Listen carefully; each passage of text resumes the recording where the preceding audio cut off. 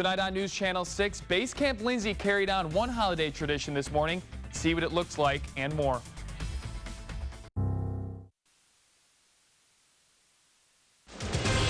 Live, local, now.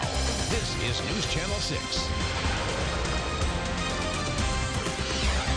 Good evening, Texoma. I'm Michael Grace. Thanks for joining us. Tonight, we start with an update on the fatal crash that occurred last night on 287 near Burnett Ranch Road exit west of Iowa Park.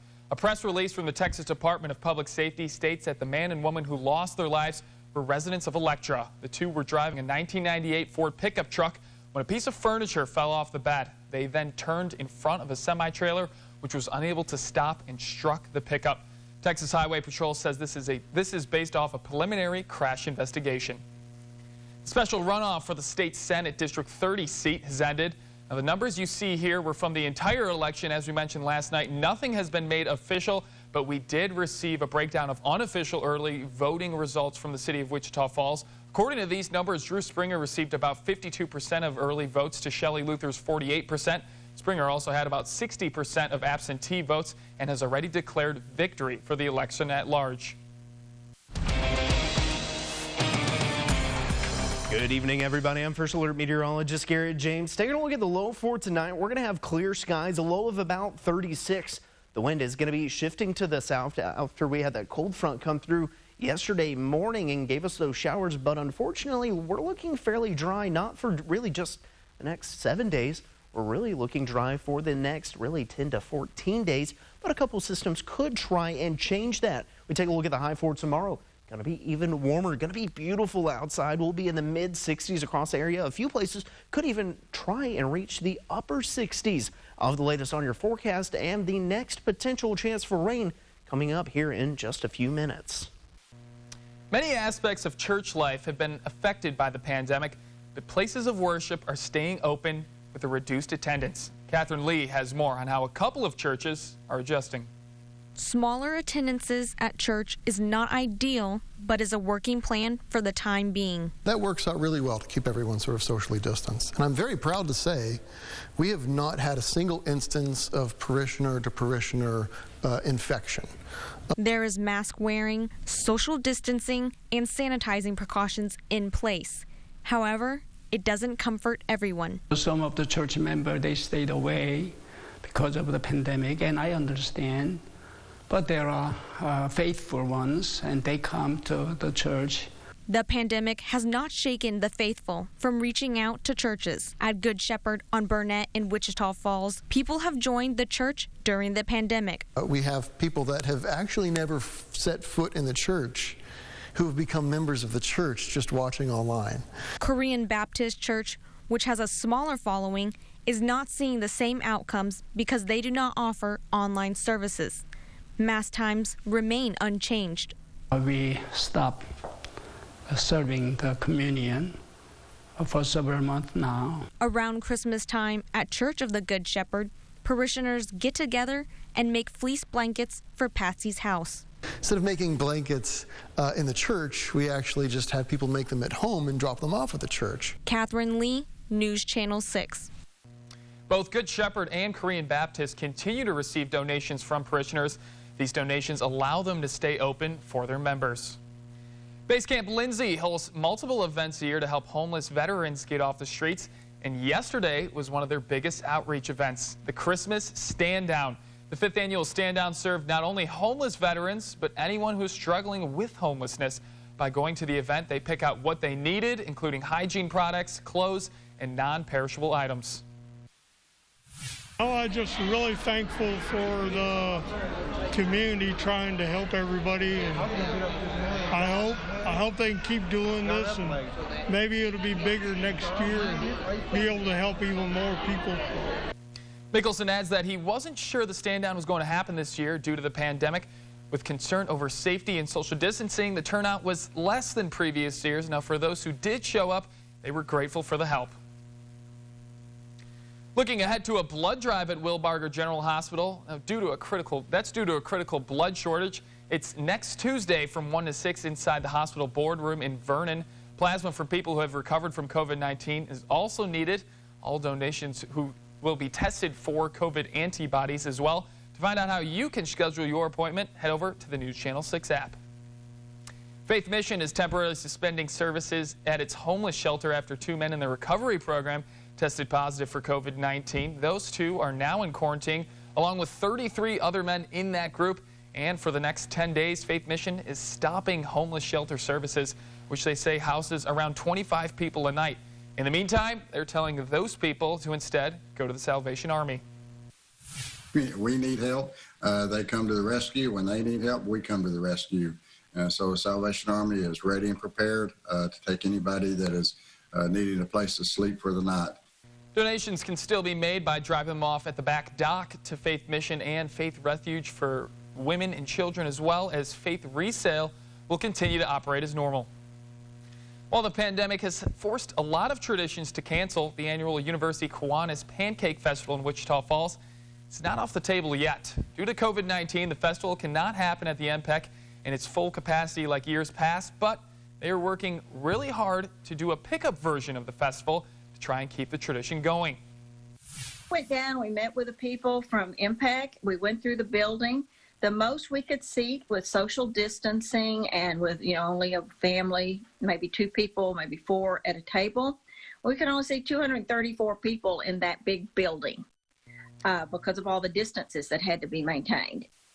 The hope for 2021 is to have people buy tickets online for the sausage and pancake batter and to cook it at home. And while none of this is set in stone, instead of the usual January timeline, the drive-through event would most likely be moved to the spring to coincide with the new opening of the new playground the Kiwanis are building for the community to enjoy. After the break, we'll sit down with members of the social space and learn a little bit more about the Wichita Falls Warriors. Get breaking news alerts wherever you are with the News Channel 6 app. Closed captioning brought to you by American Ear, Hearing, and Audiology in Lawton, Oklahoma. Texoma weather info available right now. The First Alert 6 weather app. Download and check it now. Hey, welcome back to the set of The Social Space. I'm Eric Crossland. Jackie Hager. Andrew Bell. Marianne Choi. Marianne, why were you on our show this week? Oh, we're here to talk about Wichita Falls Warriors hockey. All right, here's a bunch of clips from this week's show. Hi, welcome to The Social Space. I'm still Eric Crossland. We got Jackie Hager over here. We got Andrew Bell over here. And now to my right, the owner of this team right here, Marianne Choi. Hi, Marianne. Thanks for being here. Jordan Wozniak. Jordan, how you doing? I want to talk a little bit about this jersey that you have going on and the promos that you have for the fans. And within the helmet, if you look at the 2 eye holes, those are actually 2 hockey sticks. The design behind it, the fun lines, if you kind of take a look, it's actually the state of Texas. I've stared at this logo so often that I'd never noticed Texas back there. Now I can't unsee it. And now you can't unsee it. It's all about hard work and how much you believe in yourself. And really, this country, no matter what you do, if you put your mind to it, you can achieve anything. And I really believe that. We're producing a winning team, and I think that, we're going to be here for many, many years to come. Yeah, that's Eric, good to hear. I'm pretty pumped because I feel your passion when somebody tells you you can't do something. Oh, yeah, no, that makes drives me harder. I'm like, you don't even have to understand hockey to have fun. Oh, no. I will say we've paused the kiss cam till we're out of this pandemic. We had a little meeting about that beforehand. Maybe no kiss cam this year. I think I'm doing the fist cam. The fist cam. No, I don't know, but those are always fun. Yeah. And the dance for your dinner. That's going to start too. There you go. Yeah. There you go. We do that at Eric Crossland's home for middle-aged women. Dance for your dinner. That's terrible. Got it.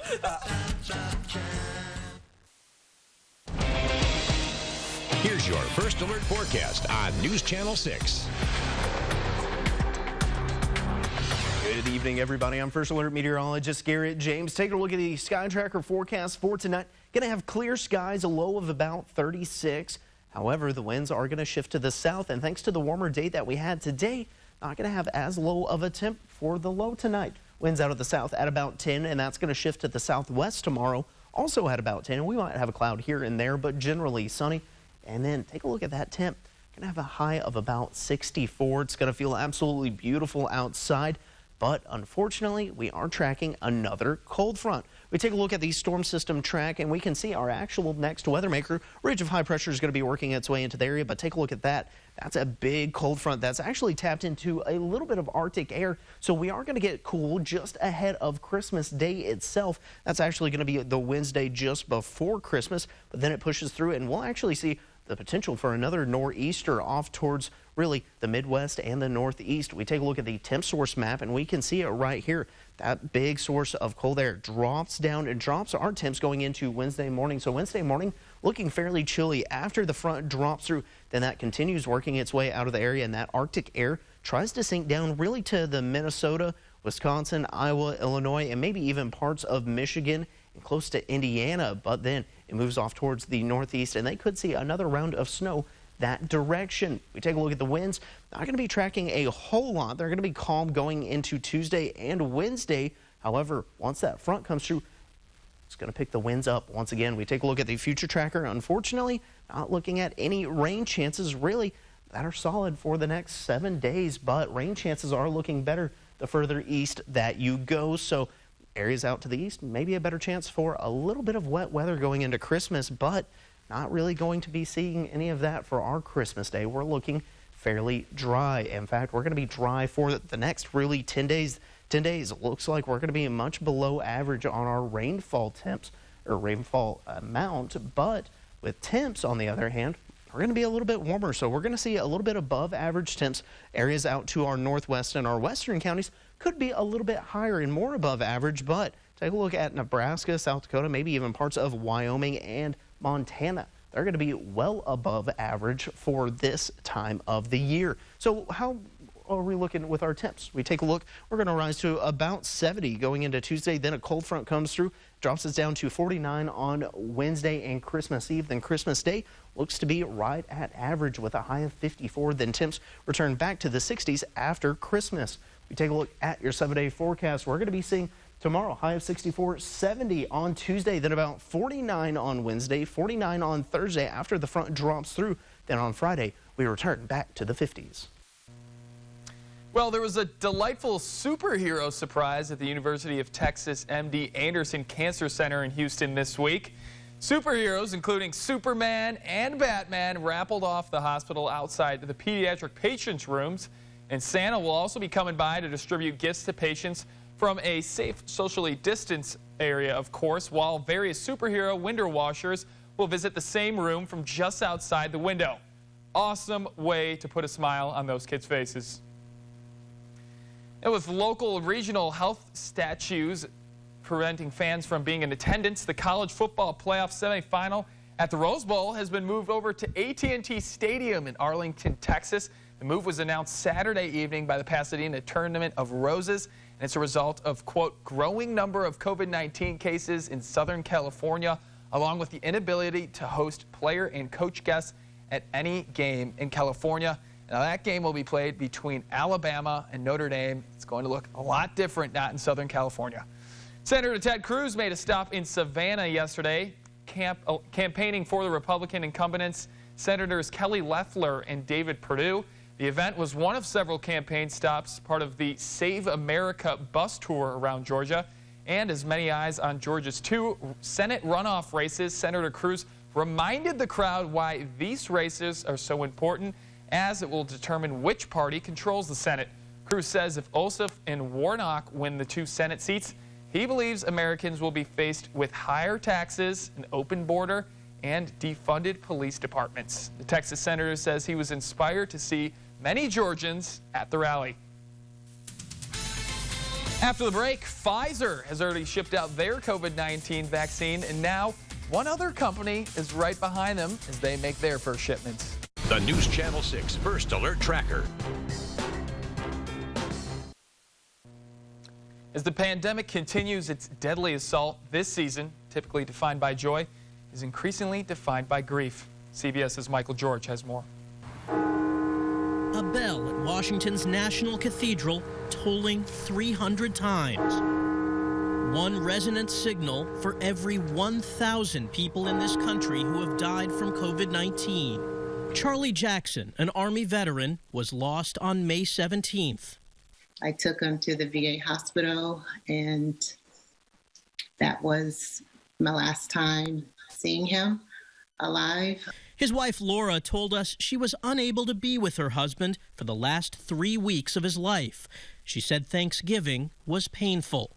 It was horrible, Michael. We did what we could to get through as a family. And when we sat down for dinner, he would normally bless the food and carve the turkey, and he wasn't there to do any of that. And it's just unfair. With the holidays upon us, vaccines offer distant hope, but the pandemic rages, claiming more lives every day. Everybody grieves, whether they think they are or not. Sharon Stoffel is a bereavement specialist with Wisconsin's Agnesian Healthcare. Almost everybody talks about the effect that the isolation and the restrictions has had on them processing their grief. The pain is also economic. So many Americans struggling to provide the basic essentials like food and housing. People going through this now are experiencing something different than anybody ever has in the past. Laura Jackson and her family are moving forward. Christmas, my birthday's on Christmas Day, so I'll have to wake up and he won't be there, and we'll have to muster up energy to go through the holiday without him. Each one of the 300,000 leaves a family behind, grieving and remembering. Michael George, CBS News, New York. Shipments of Moderna COVID-19 vaccine arrived at the UPS Air Hub in Louisville, Kentucky today. UPS airline pilot Captain Mike Myers said he's excited to help deliver the vaccine and be part of the, quote, solution to the pandemic. Well, the mission right now is to deliver the vaccine as quickly and expeditiously as possible, and to do so while we're also doing what we call peak, or the Christmas season. So all hands on deck at UPS Airlines to get the job done, and we're excited to be able to be part of it, part of the solution to the pandemic, getting the vaccine to the people that need it the most. Still ahead on News Channel 6, the country could be getting closer to another round of stimulus checks. Find out why after the break.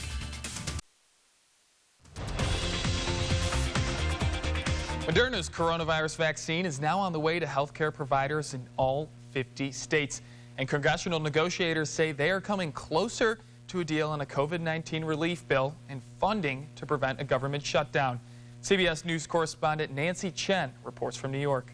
Moderna's vaccine began shipping nationwide Sunday to the sound of applause at this distribution center near Memphis. Frontline healthcare workers and nursing home residents are expected to start receiving the second U.S. vaccine approved for emergency use on Monday. Like Pfizer's shot, Moderna's requires 2 doses, each several weeks apart. The new weapons in the war against COVID-19 come as the country approaches 18 million confirmed cases. On Face the Nation, the U.S. Surgeon General, Dr. Jerome Adams, was asked about a new coronavirus strain in the U.K. Right now, we have no indications that it is going to hurt our ability to continue vaccinating people, or that it is any more dangerous or deadly than the strains that are currently out there and that we know about.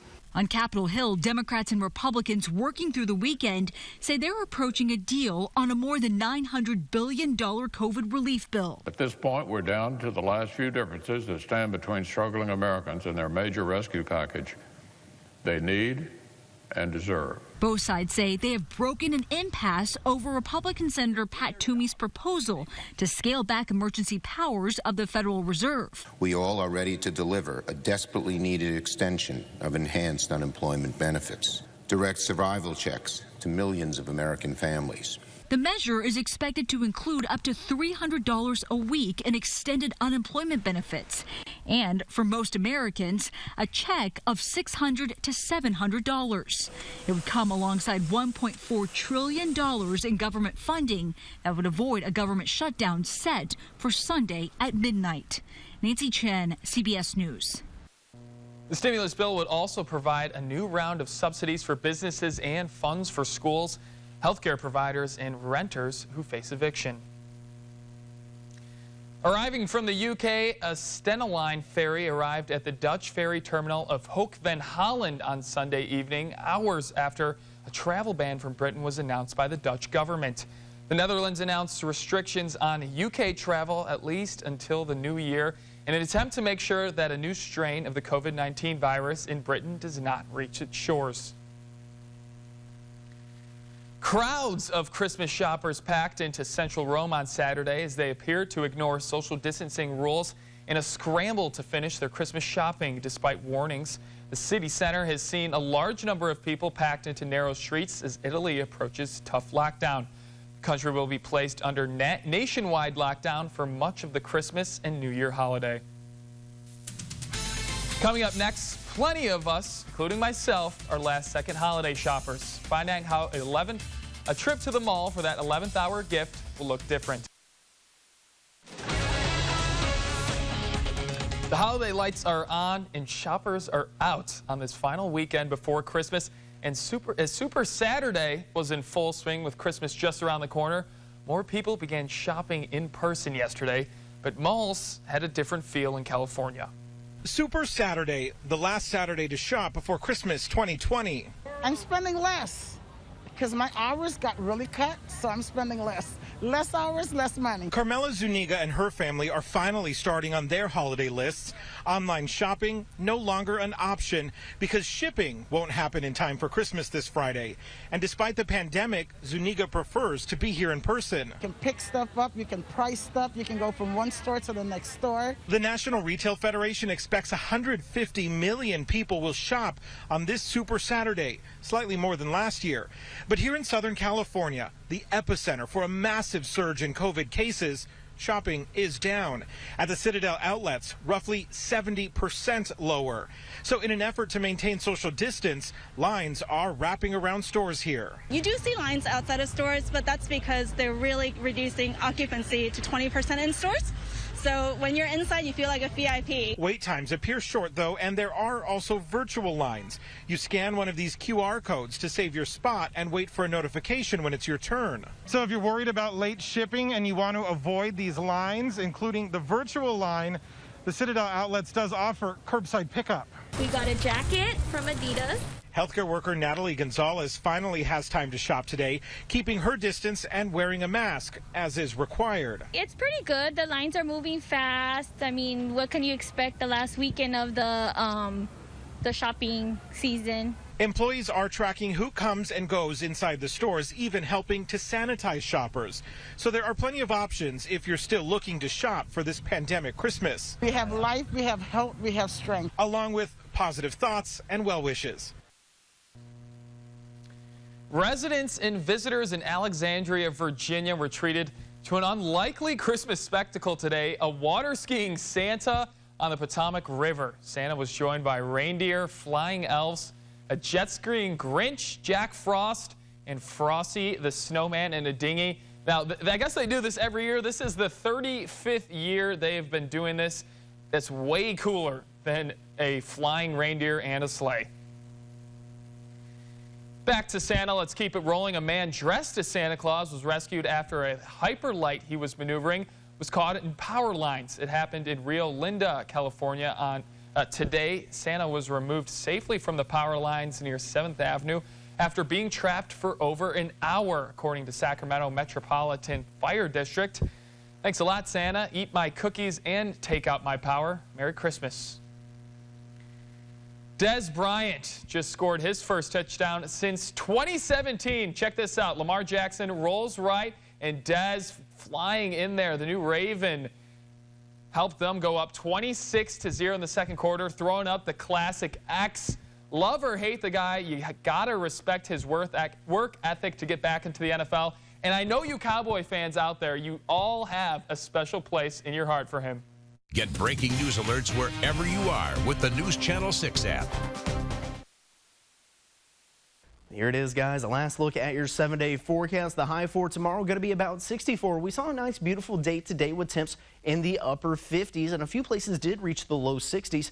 But then Tuesday, looking absolutely beautiful. The winds are going to pick up out of the south at about 15 to 20. Then on Wednesday, cold front blows on through. We'll see the winds shift to the north at about 15 to 25.